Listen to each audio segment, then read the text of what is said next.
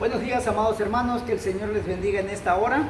Vamos a comenzar con la enseñanza del día de hoy y les recuerdo que ya entramos directo con el libro de Ezequiel, ¿verdad?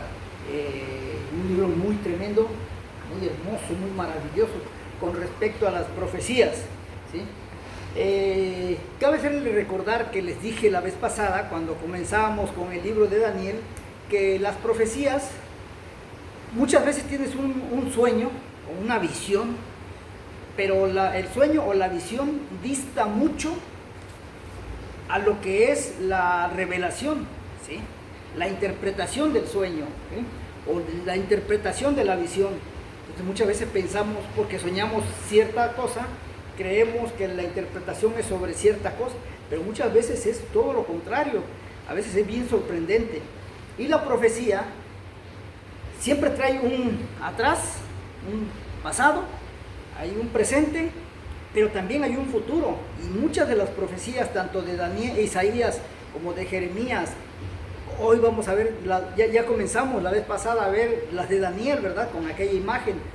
Y también con Ezequiel. Ezequiel también da unas profecías muy interesantes, muy impresionantes, muy extrañas. Pero cuando ya las analizamos bajo la inspiración del Espíritu Santo, la interpretación dista a veces a todo lo contrario a lo que nosotros nos imaginamos, ¿sí?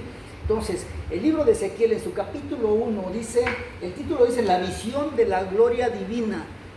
¿Cuál sería la gloria divina? Pues para Dios su gloria divina es su Hijo Jesucristo, ¿sí? Es su Hijo Jesucristo, es la gloria de Dios, es lo más hermoso que ha hecho Dios para Él mismo con respecto a la vida en general, aún para Él. Dice, aconteció en el año 30. Recuerden que con Nabucodonosor nos quedamos cuando él había cumplido el segundo año, ¿sí? Y comenzó el tiempo, siguió el tiempo transcurriendo. Pasamos los 11 años de Joaquín, pasamos los 11 años de Sedequías, o sea, si ya pasamos 11 de Joaquín y 11 de Sedequías, estamos hablando que ya para culminar el tiempo de Jeremías ya habían transcurrido 22, 23, a lo mejor hasta 24 años. Pero ahora hay 6 años más y es cuando se aparece Ezequiel. Dice en el año 30 del reinado de Nabucodonosor, ¿sí? En el 5.º año de la deportación, dice, del rey Joaquín, a los 5 días del mes vino palabra de Jehová al sacerdote Ezequiel, hijo de Buzi. Dice, y miré y aquí venía del norte un viento tempestuoso. ¿Qué significa un viento? ¿Sí? Un viento es una noticia, una información, ¿sí? Que viene. Puede ser una noticia de mala o una noticia buena, ¿verdad? Un aviso. Una noticia es un aviso, ¿sí? Entonces, es lo que venía, un aviso, él lo ve como un viento fuerte, pero más que nada era una noticia, ¿sí? Una gran nube con un fuego envolvente y alrededor de él un resplandor, y en medio del fuego algo que parecía como bronce refulgente, y en medio de ella la figura de 4 seres vivientes, y esta era su apariencia. O sea, en esta visión él ve 4 seres, ¿sí? Pero muy posiblemente no necesariamente sean esos 4 seres.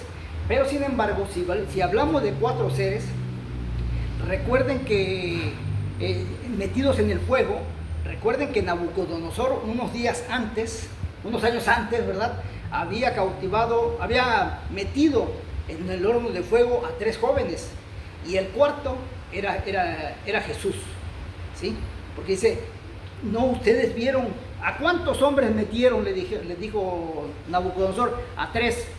Pues yo veo 4, y caminan en medio del fuego, caminan y no se queman, no les pasa nada.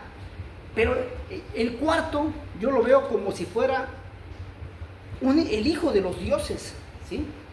Entonces aquí que curiosamente nos menciona 4 personas, ¿eh? O sea, tipificaba también que más adelante la palabra que iba a dar Jesús tenía que ser distribuida, ¿sí? Jesús iba a traer un ministerio, ¿sí? La palabra de Dios para salvación de la humanidad, pero aquí nos menciona 4 personas. Puede ser también que dentro de ese mensaje esté manifestado que los judíos iban a darle una señal. Era una señal de que de los judíos iba a salir la palabra para dársela a los gentiles, y iba a ser transportada de algunas maneras, ¿sí? Y si cada uno tenía 4 caras y 4 alas, ¿sí? 4. Amados, la numerología es muy interesante, ¿eh? El número 1 significa poder. El número 2, poder absoluto, ¿sí? El número 3, armonía, plenitud y la resurrección, así como también la protección y la comunicación. Es el número 3. Y el número 4, que es el que nos menciona aquí, dice, el número 4 significa estabilidad, organización, responsabilidad y disciplina.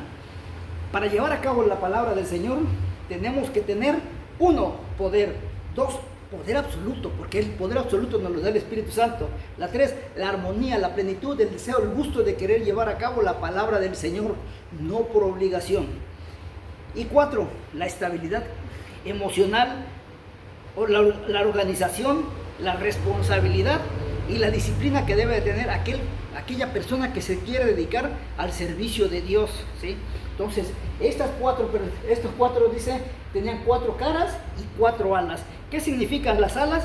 Las alas significan protección y seguridad, refugio, protección, fuerza y libertad. Eso es lo que representan las alas, ¿sí? Es lo que significan las alas. Y estos 4 personajes que nos menciona aquí, que ya dijimos quiénes eran, ¿sí? Era la enseñanza, que no profecía, sino una señal, una señal. Esos jóvenes con Jesús dentro del horno de fuego era una señal de que la palabra de Dios, en medio de tribulaciones, en medio de luchas, en medio de pruebas, ¿sí? En medio de tormentos, se tenía que dar. ¿De dónde? De los judíos hacia el pueblo gentil. Acuérdense que las Sagradas Escrituras dicen que primero vino a los judíos y después vino a los samaritanos, a los griegos y a todo el mundo. Entonces, eso es lo que representa. Fíjense nada más lo que representaba los 3 jóvenes más Jesús, que estaban en el horno de fuego, ¿sí? Dice, los pies de ellos eran derechos. La palabra de Dios tiene que ser directa, derecha. Y cuando un ministro va a llevar la palabra de Dios, la tiene que llevar adecuadamente, como debe de ser, no transgiversada, no dicha a la manera común de cada quien o su criterio personal, porque la Biblia no es de interpretación privada. Apréndanse eso, pastores. La Biblia no es de interpretación privada, y la palabra de Dios se tiene que dar como debe de ser. ¿Cómo se debe de llevar? Con pie de acero, ¿sí? Aquí dice plantas de pie como de becerro, ¿sí? O sea, ¿qué es el becerro? El becerro te camina, es un animal que te camina todo terreno, sobre piedras, sobre arena, sobre lodo, sobre todo te pisa un becerro. Por eso menciona la palabra, por eso dice que sus pies eran como becerros y centellaban a manera de bronce muy bruñido. Dice cuán hermosos son los pies, ¿verdad?, de los que anuncian salud, y vendrán, dice, con gran gozo. Esos pies maravillosos que llevan la palabra del Señor, esos misioneros que llevan la palabra de Dios a lugares muy recónditos. Qué hermoso es ese trabajo, esa labor que llevan ellos, ¿sí? Dice, debajo de sus alas, o sea, aparte de que daban protección, tenían manos de hombre, y sus alas y sus caras y sus alas eran por los 4 lados. O sea, como cristiano tienes que estar siempre al pendiente de todo. Tienes que tener la vista hacia el frente, tienes que también mirar a la izquierda, tienes que mirar a la derecha, tienes que saber qué es lo que hay atrás de ti, Fíjense nada más todo lo que representa el cristiano fiel y verdadero, ¿sí? Con las alas se juntaban unos al otro y no se volvía cuando andaban. La palabra de Dios tiene que ser precisa, concisa, y no decir después, ay, pues me arrepiento de haberla dado, o no la di como debí haberla dado. No, la palabra de Dios es verdad y tiene que ser derecha, ¿sí? Y directa. No se volvía cuando andaban, sino cada uno caminaba derecho hacia adelante. Así es como debe de ser el cristiano, ir hacia adelante, ¿sí? El aspecto de sus caras eran, aquí hay algo muy interesante, ¿sí? Era cara de hombre y cara de león a la derecha, ¿sí? ¿Qué significa que este personaje era, esta visión representaba al hombre y al león al lado derecho? Bueno, la cara de león, la cara de hombre, perdón, es la semejanza de Dios, que refleja el amor, la razón y el intelecto. Eso es lo que representa esta figura de la visión que tiene Ezequiel, ¿sí? Con esta figura con cara de hombre, ¿sí? El intelecto, el hombre tiene la semejanza de Dios, pero también dice que tenía la cara como de león. ¿Qué significa el león? El león es justicia, fuerza, valentía, autoridad, liderazgo, ¿sí? Y sobre todo en la realeza y el coraje. Eso es lo que representa el cristiano fiel y verdadero, manifestado en esta figura, porque toda esta figura también prefiguraba a Cristo, que fue nuestro Salvador y que nos dejó esta enseñanza, porque Cristo no fue una religión. Todos consideramos que la religión de Cristo, Cristo no vino a dar una religión, Cristo vino a enseñar un modelo de vida, un estilo de vida. Por eso es que en Mateo capítulo 5, 6 y 7 nos dice las bienaventuranzas, cómo debe comportarse el hombre. ¿Dónde? Aquí en la misma tierra. ¿Con quién? Con sus semejantes, con sus familiares, con sus amigos, con todos, con sus amos, o cuando son amos, ¿sí? Jesucristo trajo el Evangelio de Cristo fue un estilo de vida, ¿sí? ¿Para qué? Para que vivamos felices, pero siempre lo queremos hacer como los judíos, todo lo contrario, ¿sí? Y sigue diciendo el versículo, y cara de buey a la izquierda, ¿sí? En los cuatro, así mismo había en los cuatro cara de águila, cara de buey. ¿Qué significa el buey o el asno? ¿Sí? La humildad que debe caracterizar al hombre con respecto al servicio, el sacrificio y la humildad. O sea, eso es lo que significaba, esto es lo que tipificaba la parte del lado izquierdo, ¿sí? Del versículo 40, que es el que estamos hablando, del versículo 10, que es el que estamos hablando, ¿sí?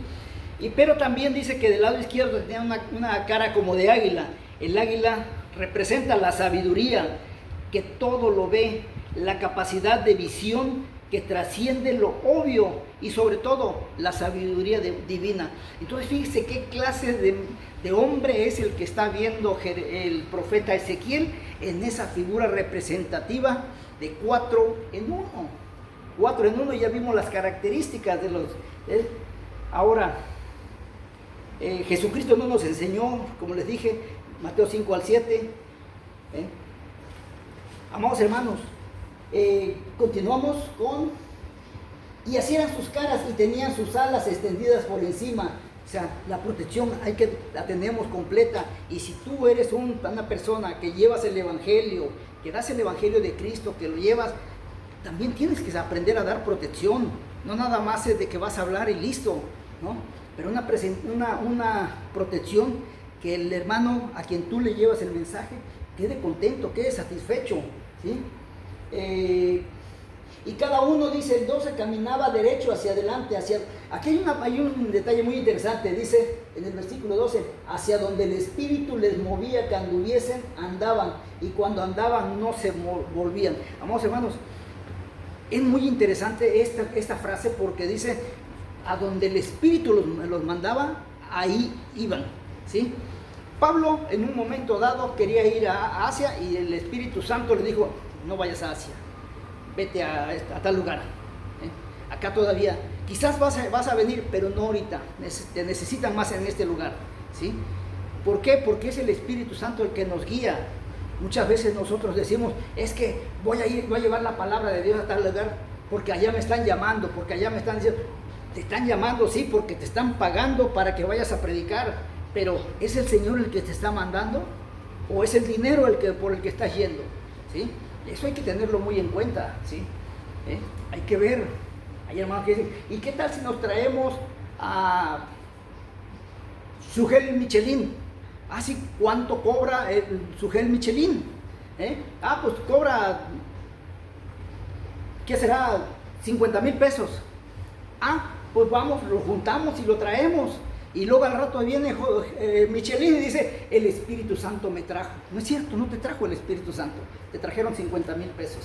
Pero vamos a comentar, así como él, hay muchos, hay toda la bola de sinvergüenzas que predican por dinero. Pero ya llegaremos a ese tema. Por el momento soy todo, soy Juan Carlos Muñoz, nos vemos el día de mañana. Que Dios los bendiga.